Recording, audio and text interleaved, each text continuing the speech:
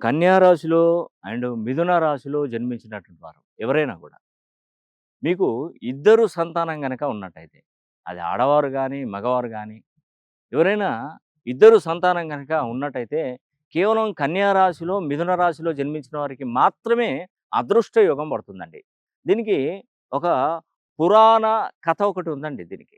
ఇద్దరు సంతానం ఉండడం వల్ల ఇటు వాళ్ళ తల్లిదండ్రులు అభివృద్ధిలోకొస్తారండి. నిజం చెప్తున్నాను. ఆ పిల్లలకి అదృష్టవంతమైనటువంటి సంఖ్యాబలం ఉన్నటువంటి పేర్లను నిర్ణయించగలిగితే, వారి యొక్క జాతక కుండలిని పరిశీలించగలిగితే తల్లిదండ్రులు అదృష్టవంతులవుతారు. ఎందుకంటే ఇక్కడ గమనించండి, తారా చంద్రుల కుమారుడే బుధుడు. అంటే తారాదేవికి మరియు చంద్రునికి జన్మించిన కుమారుడు బుధుడు. చంద్రునికి ఎక్కువగా ఈ యొక్క బుధుడంటే ఎనలేని ప్రేమనండి. చాలా వరకు చాలా ఎక్కువగా ప్రేమ ఉంటుంది.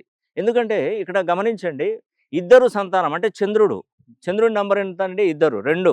ఆ 2 నంబర్ అంటే బుధుడు మరి ఎక్కడైనా గమనించండి, ఈ పిల్లల ద్వారా తల్లిదండ్రులు పైకొస్తారన్నట్టు. అంటే వీళ్ళు ఒక మంచి ఐఏఎస్ ఆఫీసర్‌లు గానో, ఒక ఐపీఎస్ ఆఫీసర్‌లు గానో, గవర్నమెంట్ రంగ సంస్థల్లో ఉన్నతాధికారులు గానో, లేదంటే చదువులో చాలా టాపర్‌గా ఉండి ప్రపంచంలో గాని, మన భారతదేశంలో గాని, ప్రపంచంలో గాని నేషనల్, ఇంటర్నేషనల్ లెవెల్స్‌లో వాళ్ళు క్రీడా స్ఫూర్తి కలగడం గానివ్వండి, వీళ్ళకి తప్పకుండా కలుగుతుందండి. ఎందుకంటే ఇద్దరు సంతానం ఉన్నటువంటి కన్యా, మిథున రాశి వారు ప్రతి ఒక్కరు అదృష్టం